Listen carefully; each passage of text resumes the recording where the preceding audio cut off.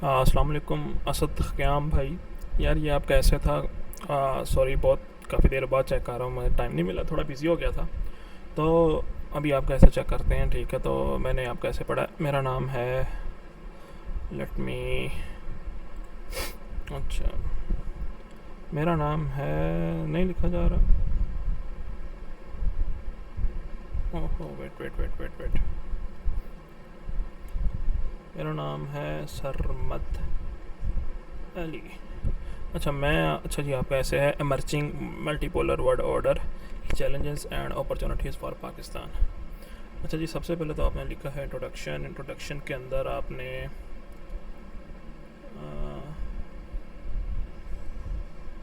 अच्छा, इंट्रोडक्शन के अंदर आपने ये चीज़ें लिखी हैं, view of John Mearsheimer, challenges and opportunities for Pakistan in merging multipolar world order और थीसिस स्टेटमेंट। अच्छा अच्छा और मैंने आपका ये आउटलाइन पढ़ी है, what is meant by multipolar world order, challenges for Pakistan, और आपने बीच में ये एक तो ये आपने पॉइंट दिया हुआ है और भी दूसरा आपने केस एंड पॉइंट दिया हुआ है। ठीक है, और आपने तकरीबन हर आउटलाइन में नया नया ऐसे ही किया हुआ है। सही है।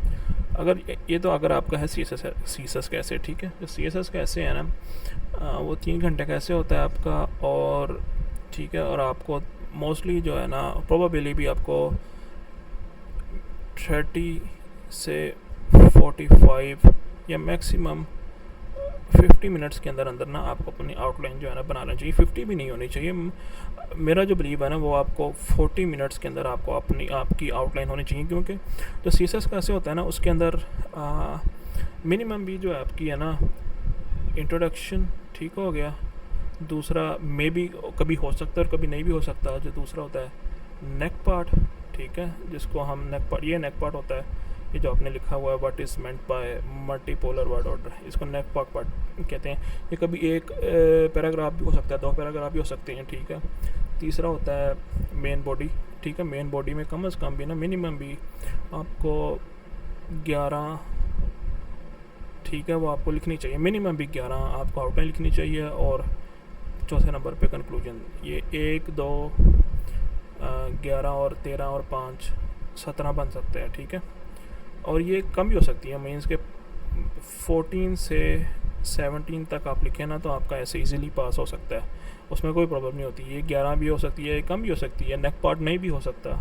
ठीक है, तो इसलिए जो आपने ये आउटलाइन बनाई है ना, आपने ये भी इसके अंदर लिखा है। ठीक है, और आपको कम से कम ब्रेन स्टॉर्मिंग भी बंदा करता है ना, जब रियल प्रेशर में अंदर बैठा होता है ना, और पेपर के अंदर तो बंदे को ब्रेन स्टॉर्मिंग भी करनी पड़ती है, तो उसको सोचना पड़ता है। ठीक है, उसमें टाइम लगता है, डेफिनेटली टाइम लगता है। मुझे नहीं पता आपने पहले अटैम्प्ट दी या नहीं दी, आपकी पहली अटैम्प्ट है, सी एस एस दिया है, पी एम एस दिया है, या बाकी कोई इंग्लिश का पेपर दिया है, लेकिन जब बंदा रियल एग्ज़ाम के अंदर बैठा होता है ना तो प्रेशर होता है। ठीक है, उसमें आपको सोचना होता है, उसमें आपके पास कोई गाइड नहीं होती, कोई चैट जीपीटी, कोई एआई कुछ नहीं होता, कोई गूगल नहीं होता जिसमें से आप अपने आइडियाज़ ले सको, आपको खुद अपने माइंड से सोचना, तो उसमें टाइम लगता है। ठीक है, और ऐसे प्लान करने में टाइम लगता है। अगर आप इतनी लंबी लंबी लिखोगे ना, पहले आप आउटलाइन लिखोगे, ठीक है, उसके बाद फिर आप ये लिखोगे, ठीक है, ये आपको लिखने की कोई ज़रूरत नहीं है। ठीक है, आपने केस एंड पॉइंट लिख लिया, ठीक है, ये आप लिख सकते हैं। मतलब मेरा, अगर अब मेरे से पूछें, ठीक है, मेरा अब आप बहुत सारे देखेंगे, कुछ लोग कहेंगे मैंने लिखा है तो मैं पास हो गया, कुछ लोग कहेंगे मैंने नहीं लिखा, मैं पास हो गया हूँ,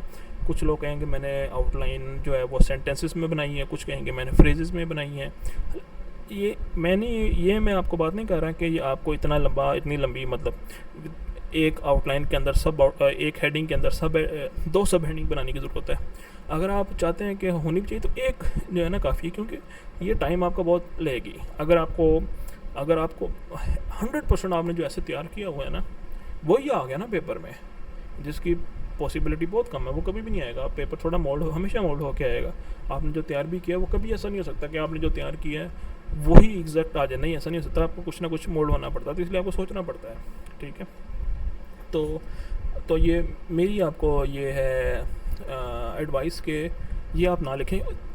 एक तो इसकी ये वजह है कि इस पर टाइम ज़्यादा है, दूसरा कि जो है ना एग्जामिनर के पास कोई सस्पेंस रहता नहीं है आप कैसे चेक करने का।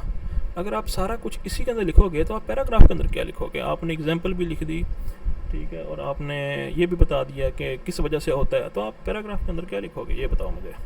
एग्जामिनर आपको तो सिर्फ यहीं से देख के फेल कर देगा या पास कर देगा, ऐसा नहीं हो सकता ना। अगर आपको उस आउटलाइन आपको उसकी ना पसंद आई हो, लेकिन अगर आपने पैराग्राफ अच्छी लिखी हो तो हो सकता है आप पास हो जाओ, ठीक है। तो सस्पेंस रहना चाहिए हमेशा कि ये आपने लिखी है और इसके अंदर आप क्या दे रहे हैं। मोस्टली एग्जामिनर पढ़ के वो इतने ऐसे चेक करते हैं, ठीक है, उनको पता लग जाता है कि कौन सी एग्जाम्पल होगी, कौन सी जो एग्जामिनर है वो आप समझ लो काफ़ी महान बंदा होता है। अच्छा, ये नंबर 1 पहली बात। अच्छा, आपने लिखा है, ये मेरी आपको एडवाइस थी, ठीक है। उसके पहले इंट्रोडक्शन लिखा है आपने, what is meant by multipolar word order, ठीक है। अगर आप यहाँ पे लिख देते ना कि meaning of multipolar word order and it's history, ठीक है, तो ये ज़्यादा बेहतर होता। आपने what is meant by multipolar word order, what is meant by multipolar, इसका तो मतलब उसको पता है, उसने आपको बता दिया है। टॉपिक में उसने लिखा है भाई इमर्जिंग मल्टीपोलर, ये वर्ड ऑर्डर, इसको पता है कि वर्ड ऑर्डर क्या है। यहाँ पे बेहतर था आप बताते हिस्ट्री ऑफ मल्टीपोलर, ठीक है। चलो, अच्छा, दूसरा जी, challenges for Pakistan in an emerging multipolar word order. अच्छा, मैंने आपकी आउटलाइन देखी है, ठीक है। सीएसएस कैसे है, इसमें ना आपको पता क्या करना चाहिए था। पहले आप बताते हैं अपॉर्चुनिटीज़, ठीक है। सेकंड पे आप बताते हैं चैलेंजेस, ठीक है। और थर्ड पे आप देते रिकमेंडेशंस, ठीक है। थर्ड पे आप रिकमेंडेशंस देते। आपने मेरे ख्याल इसमें ना रिकमेंडेशंस नहीं दी। Let me check opportunities, yes, there is no recommendation in there should be paragraphs, some 2 or 3 paragraphs of recommendation,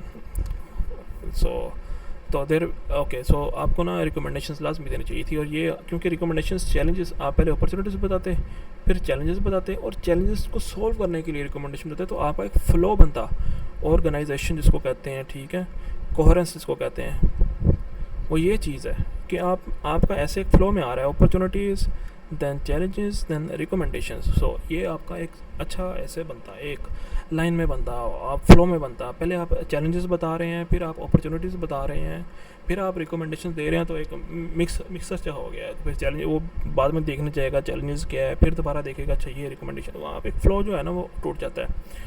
अच्छा जी, पहले आपका है चैलेंजिंग ऑफ मेंटेनिंग बैलेंस, है मेंटेनिंग बैलेंस फॉरेन पॉलिसी।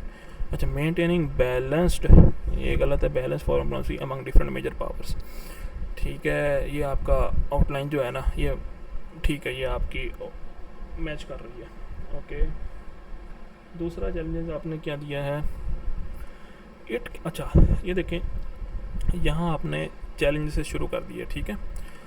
मतलब चैलेंजेस। दूसरा आपने ये इट से क्यों शुरू किया आपने, आप यहाँ पे सिमेट्री लेके आए। आउटलाइन जो है वो सिमेट्री में होना चाहिए, जो दिल में या दिमाग में भी लफ्ज़ आता है, नहीं, आपको थोड़ी यहाँ पे ना मेहनत करने की ज़रूरत है, थोड़ा सा ना सिमेट्री लेकर आए, ठीक है। मतलब it can become a hub of, यहाँ आपने नो, यहाँ भी आप पता कैसे लिखें, it can become a hub of terrorism due to its geographical region. अच्छा, multipolarity can become a hub of terrorism due to its, देखिए ये बहुत एम्बिगियस है, एम्बिगियस में कोई क्लैरिटी नहीं है आपने क्या लिखा है, ठीक है, ठीक है। यहाँ आप लिख सकते थे risk of increasing terrorism for Pakistan, ये आप लिख सकते थे। अगर आपने ये भी लिखा है ना तो फिर भी गलत है। यहाँ पे आप टेररिज्म की बात कहाँ से लेकर आए हैं। टेररिज्म तो आप, अगर आपने एक ऑर्गेनाइजेशन लेके आनी है ना, तो फ्लो बाय फ्लो आए। ये टेररिज्म आपने अगर लिखना भी है ना तो आखिर में जाके लिखें कि ये सारी चीज़ों के बाद ये पाकिस्तान के ये चैलेंजेस भी हो सकते हैं, ठीक है।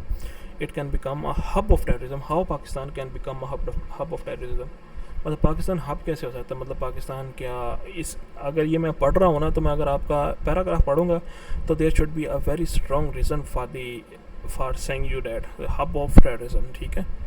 पाकिस्तान मतलब पाकिस्तान दुनिया में टेररिज्म फैलाएगा, ठीक है। अच्छा, आपने इसके अंदर क्या लिखा है, different powers will compete to dominate the region, मतलब अभी मल्टीपोलरिटी तो है, चाइना भी है, पाकिस्तान भी है, इंडिया भी है, रशिया भी है, अमेरिका भी है, साउथ कोरिया भी है, ठीक है, यूरोप भी है, जापान भी है, नॉर्थ कोरिया भी है, सारे मुल्क हैं, ठीक है। तो अभी क्या नहीं हो रहा, इसका मल्टीपोलरिटी से कोई ताल्लुक़ नहीं है, ठीक है।